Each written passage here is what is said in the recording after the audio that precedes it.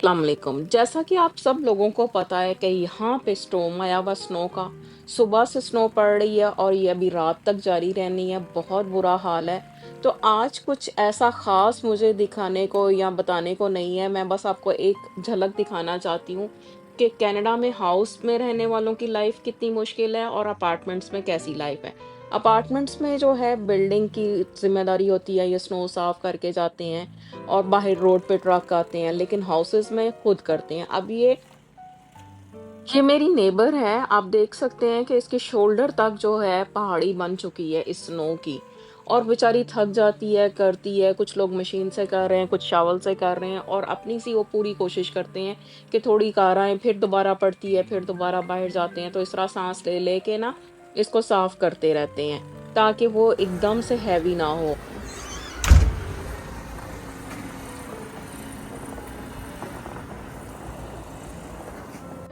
अरे अभी cleaning start नहीं की क्योंकि हमारा इरादा है कि हम ट्रक को बुलवाएंगे और वो क्लीनिंग करके जाएगा। इस तरह से ज़्यादा मेहनत नहीं करनी पड़ेगी, थोड़े पैसे लगते हैं लेकिन आसानी हो जाती है। ये बहुत मुश्किल काम है।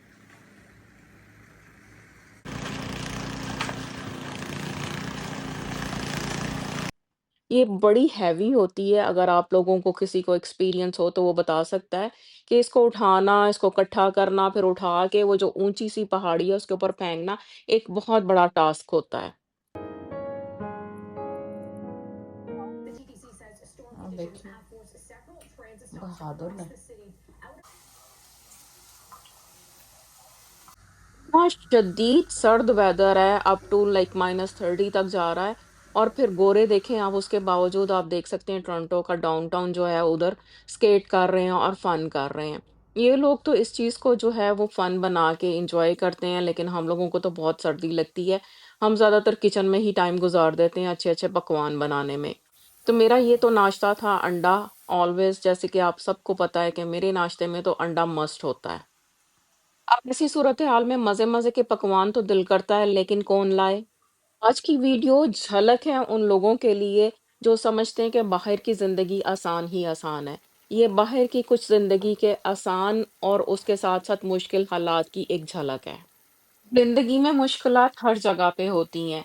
ये नहीं है कि पाकिस्तान में आप लोगों को ज़िंदगी मुश्किल लगती है तो बाहर आसान है। यहाँ की मुश्किलात डिफरेंट है, वहाँ की डिफरेंट है। यहाँ पे आप देख सकते हैं कि सर्दी एक्सट्रीम होती है और ज़्यादातर सर्दी के ही महीने होते हैं। और अभी मुझे किसी ने जैसे कमेंट दिया था कि ये लोग 4-5 महीने कोई काम नहीं करते, फिर भी इनके कंट्रीज़ तरक्की कर रहे हैं। ऐसा बिल्कुल नहीं है। ये नहीं होता कि ये 4-5 महीने बिल्कुल रेस्ट कर रहे हैं, कोई काम नहीं हो रहा, क्योंकि आपको रोज़ी-रोटी तो कमानी है, हर काम चलता है। बस ये होता है कि जिस दिन स्नो स्टॉर्म कोई बहुत शदीद होता है ना, वो उस दिन सिर्फ़ ऑफ़िसेज़ या स्कूल, यूनिवर्सिटीज़ बंद होते हैं। वरना आप देख रहे हैं कि लोग किस तरह से घरों के आगे से क्लीन कर रहे हैं, उसकी रीज़न यही है कि इनको नेक्स्ट डे जॉब पे जाना होता है। फिर जब जॉब पे जाना होता है तो उनको गाड़ी निकालनी है या कुछ वॉक करके भी जाना है, कहीं बस स्टॉप तक भी जाना है, तो भी आपको अपना रास्ता क्लियर करना होता है। घर से निकलना मुश्किल हो जाता है। अभी जैसे रात हम लोग घर से निकले हैं तो बेटी मेरी 2 जगह पे 2 दफ़ा स्लिप हुई है। और इस तरह से बहुत सारी आइस बनी होती है जिससे आप गिर सकते हैं, चोटें लग सकती हैं, बहुत सारे मसाइल होते हैं।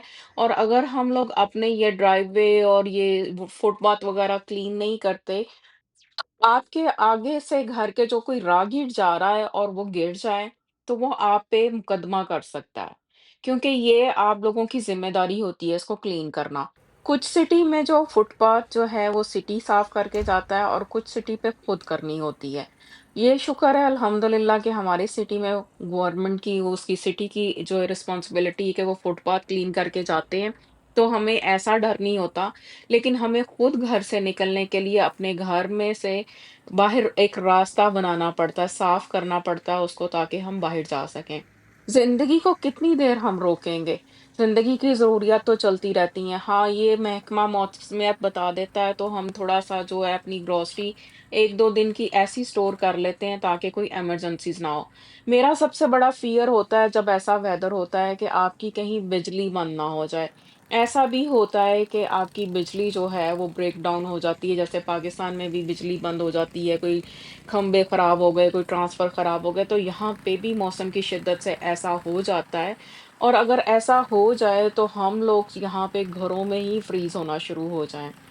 और इसके अलावा जो सबसे बड़ी टेंशन हमें देखनी पड़ती है, जो फेस करनी पड़ती है कि पानी फ्रीज़ हो जाता है, उस पानी को हम यूज़ नहीं कर सकते, उसको हाथ नहीं लगा सकते। यहाँ पे समर में भी इतना ठंडा पानी आता है कि उसको हाथ लगाना मुश्किल है। उसमें आप हाथ धोते हैं तो आपके हाथ टूटते जाते हैं, उसकी ठंडक की वजह से। और जब इतनी शदीद सर्दी होती है तो अगर हीटिंग सिस्टम आपका अंदर घर का बंद हो जाए तो वो पाइप फट जाते हैं और पानी ही पानी हो जाता है आपके घर में और आपका सारा घर डैमेज हो जाता है। ये बहुत सारे मसाइल होते हैं। यहाँ पे जो घर हैं वो लकड़ी के बने होते हैं। ये 3-4 मिनट में अगर खुदा ना खास्ता आग लग जाए तो जल जल के कोयला बन जाता है। और अगर इसमें पानी टूट जाए तो ये पूरा घर बैठ जाता है। इसीलिए यहाँ पे घरों में इंश्योरेंस लेना ज़रूरी होता है, क्योंकि 1 सेकंड लगता है छोटी-सी गलती से समटाइम और छोटा-सा मौसम की शिद्दत से ये पूरे का पूरा घर जो होता है बिल्कुल ऐसे हो जाता है जैसे सफ़ाहस्ती से मिट गया। मेरी एक यहाँ जानने वाली है, उनके नेबर के आग लगी थी और वो आग जो है आसपास के 2-3 घरों को डैमेज कर गई, तो उनको जो है वो घर छोड़ के बाहर निकलना पड़ा।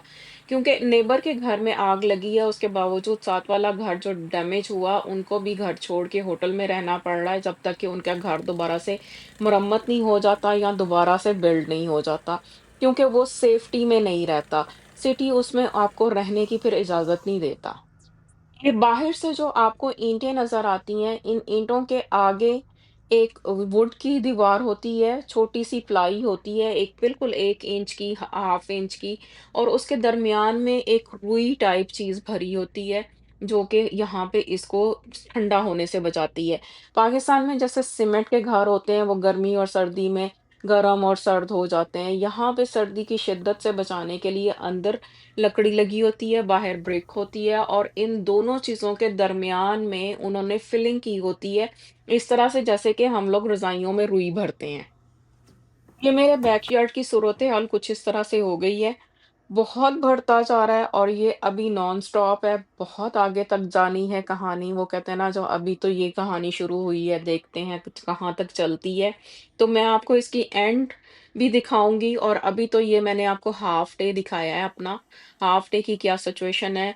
इससे नेक्स्ट वीडियो में मैं आपको दिखाऊँगी कि इसको हमने कैसे सॉर्ट आउट किया, किस तरह से हमने अपना ड्राइववे क्लीन किया या करवाया और किस तरह से हमने अपने रास्ते बनाए। और बस बाहर का मौसम तो बहुत खराब हो रहा है, दिल तो कर नहीं रहा कुछ भी काम करने को, लेकिन उसके बावजूद खाना पकाना तो होता ही है। तो मैंने अपनी क्विक रेसिपीज़ जो हैं वो बनाना शुरू की हुई थी, जो कि मेरे बच्चे कहते होते हैं कि माँ के हाथों में तो कोई जादू ही है। बस आप मुझे अब जल्दी से बताएँ कि आपको यहाँ की लाइफ़ किस तरह की लग रही है और आपको मेरा व्लॉग कैसा लगा? अगर आपने चैनल सब्सक्राइब नहीं किया, सब्सक्राइब करना ना भूलिएगा।